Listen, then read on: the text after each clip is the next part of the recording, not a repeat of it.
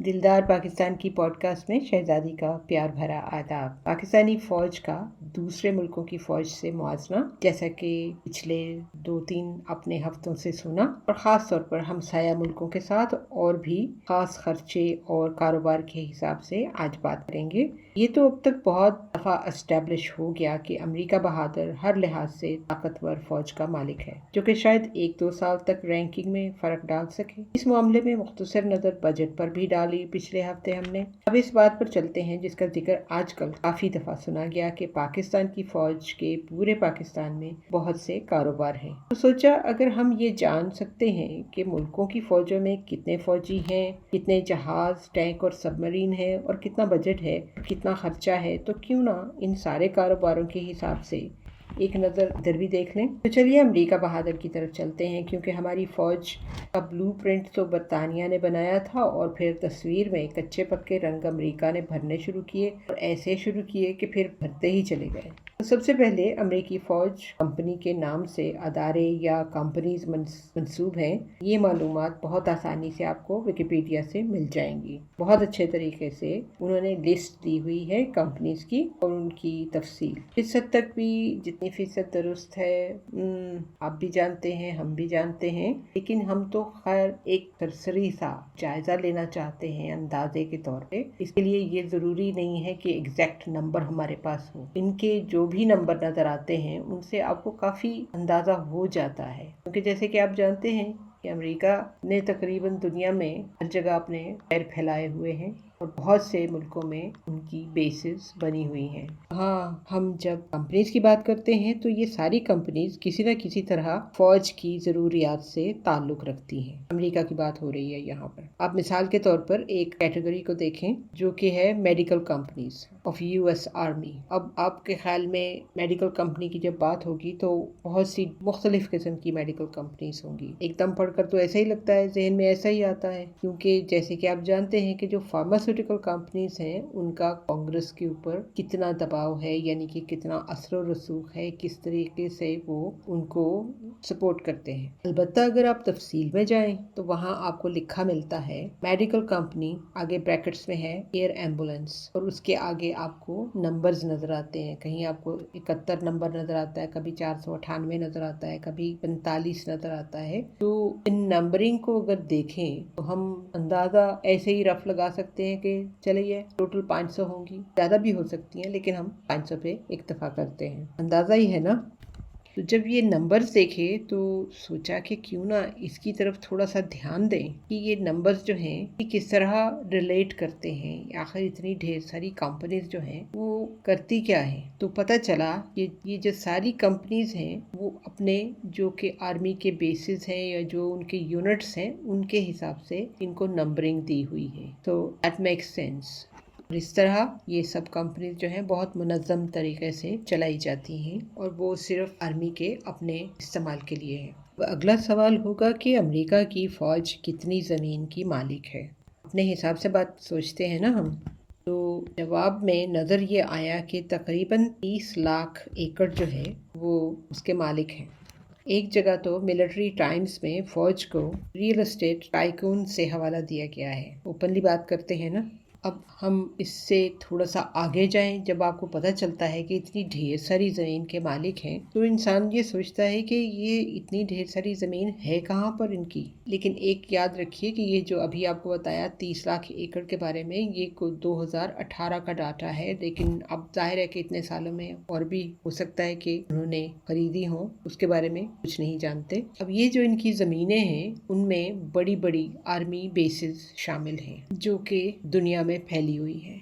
यानी ये सारी ज़मीनें जो कि अमेरिका की मिलिट्री ओन करती है, ये सिर्फ अमेरिका में नहीं है, दुनिया के दूसरे ममालिक की ज़मीन को डालकर ये जो है नंबर दिया गया है जहाँ पर इन्होंने अपनी बेसिस बनाई हुई है। और जब बेसिस की बात करते हैं तो डिफरेंट फिगर्स मिलते हैं, यानी कि 55 मुल्क बताया है एक जगह पे, किसी जगह पे 80 मुल्क बताए हैं, लेकिन ये है कि अंदाज़न हम कह सकते हैं कि जी लीजिए कि 50 मुल्कों में इन्होंने अपने ऑपरेशन फैलाया हुआ है।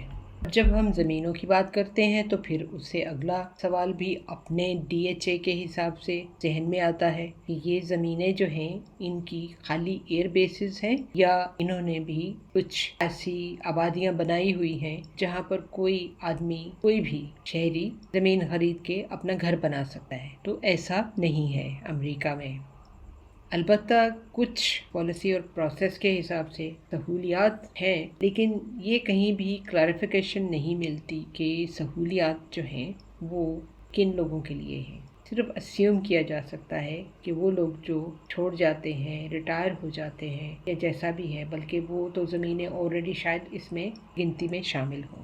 खैर, हमारे लिए इतना ही काफ़ी है जानना कि आम शहरी टुकड़ा लेकर वहाँ पर घर नहीं बना सकता अपना, जैसे कि पाकिस्तान में होता है।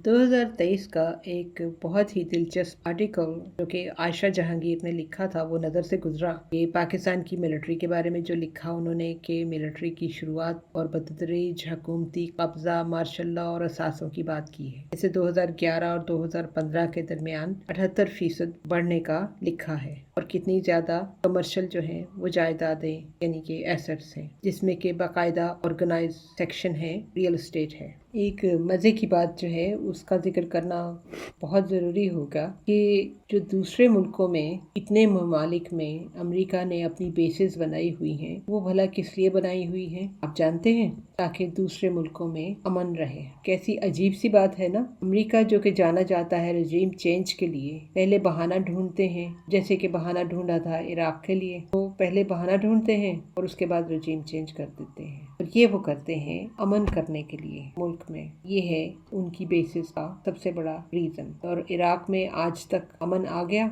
ये हम आप पर छोड़ते हैं। सबसे ज़्यादा अफसोस की बात सिर्फ ये है कि ये सारी बातें जो हैं खा ठीक हों या गलत हों, लेकिन सिर्फ चंद टॉप के जो जनरल्स हैं उनकी अपनी गैर ज़रूरी ताकत को इस्तेमाल करने की वजह है और वो बाकी की फौज जो है उसका नाम भी ख़राब करते हैं। खैर, उनको कोई इस बात की परवाह नहीं है। अगर आपको याद हो तो पेंडोरा पेपर्स जो थे जब लीक हुए थे उसमें 400 नाम आए थे पाकिस्तानियों के, लेकिन किस तरह छुपाए गए थे तो इससे आपको पता चलता है। क्योंकि जब पनामा पेपर्स आए थे, ये तो पहला तो नाम लिया था पेंडोरा पेपर्स का, जो कि पनामा के बाद में आए थे। तो जब पनामा के पेपर्स में नाम आए थे उसमें भी जो डिब्बा नंबर 10 था उसको खोला नहीं गया था। याद है ना आपको? अब तक तो पता चल गया होगा कि कौन कौन से नाम हो सकते हैं उसमें। तो आयशा जहांगीर के आर्टिकल की बात हो रही थी तो उन्होंने लिस्ट में लिखा है कि पिछले यानी रिटायर होने वाले जर्नलों के नाम थे जिन्होंने बेतहाशा पैसा कमाया। जनरल बाजवा का तो सबको पता ही है। एक क्लिप याद आती है जो देखी थी, जिसमें बाजवा साहब कह रहे थे कि जब रिटायर हो जाएंगे तो फिर तो हम सिविलियन हो जाते हैं, तो फिर कोई कुछ नहीं कर सकता। बहुत मज़े से, बहुत कॉन्फिडेंस से ये कहा था उस वक्त हाजिर सर्विस से।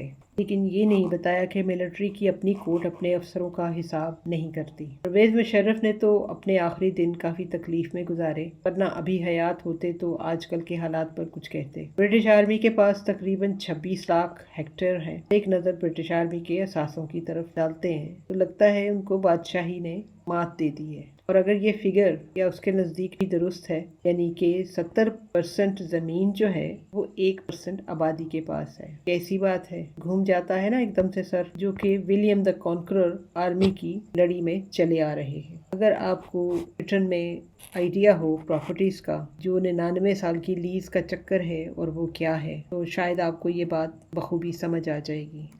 ये कहना शायद दुरुस्त होगा कि बरतानिया में ज़्यादातर ज़मीन जो है वो हुकूमत के पास है और कुछ दूसरे भी इसमें हिस्सेदार हैं। ज़रूरत से ज़्यादा सियाने हैं ये ब्रिटिश। खैर, ये बात एक और बड़े मौजू का दरवाज़ा खोलती है जिसे हम अभी बंद ही रहने देते हैं। चलते हैं थोड़ी देर के लिए इंडिया की तरफ। द टाइम्स ऑफ इंडिया, जो कि 31 अक्टूबर 2010 का एक आर्टिकल है जो आपको दिलचस्प लगेगा, राजत पंडित ने लिखा है, डिफेंस, लैंड स्कैम और डिफेंस एक दूसरे के साथ हाथ में हाथ मिलाए मिलते हैं। वो इसलिए कि डिफेंस मिनिस्ट्री के पास तकरीबन 17 लाख एकड़ जमीन है। ये याद रहे, ये फिगर 2010 का है। इस नंबर को आगे उन्होंने बड़े सादा तरीके से समझाया है अपने आर्टिकल में कि यूं समझे कि ये रकबा तकरीबन 7000 किलोमीटर स्क्वायर यानी कि 5 दिल्लियों के दिल्ली के बराबर है। बात इंडिया से फिर घूमकर पाकिस्तान आ गई।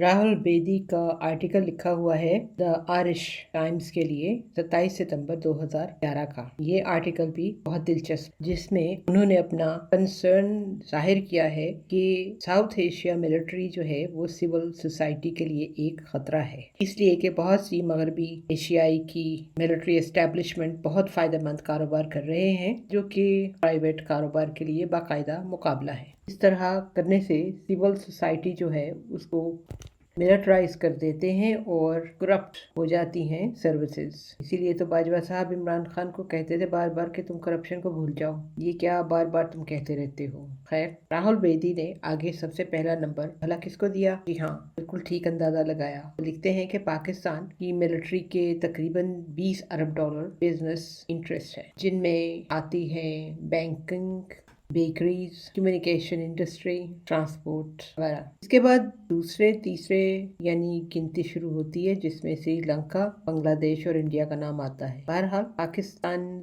فوجی فاؤنڈیشن جو ہے وہ تاج میں نگینہ ہے۔ سچ میں ضرور پڑھیے، اس حقیقت کو ہم سے پہلے دنیا جانتی تھی۔ یہ 2011 کا آرٹیکل ہے، جیسے کہ آپ کو بتایا۔ اس سارے سلسلے کا لب لباب یہ ہے کہ دوسرے ملکوں میں بھی وہاں کی ملٹری نے اثاثے بنا رکھے ہیں، لیکن ان میں کچھ فرق ہے پاکستان کے اثاثوں سے، ورنہ بجٹ تو ان کے بڑے ہیں۔ شاید ہماری ضرورت اس لیے شروع ہوئی ان کے برابر ہونے کے لیے، اس سے زیادہ اب اس موضوع پر کیا کہنا۔ آخر میں آج کی بات، حضرت ابن عباس کے بیان کے مطابق رمضان کے سوا نبی کریم صلی اللہ علیہ وآلہ وسلم نے کبھی پورے مہینے کا روزہ نہیں رکھا۔ آپ صلی اللہ علیہ وآلہ وسلم نفل روزہ رکھنے لگتے تو دیکھنے والا کہہ اٹھتا کہ بخدا اب آپ بے روزہ نہیں رہیں گے، اور اس طرح جب نفل روزہ چھوڑ دیتے تو کہنے والا کہتا کہ واللہ اب آپ صلی اللہ علیہ وآلہ وسلم روزہ نہیں رکھیں گے۔ ہمارا ای میل ایڈریس ہے dildarpakistan@hotmail.com۔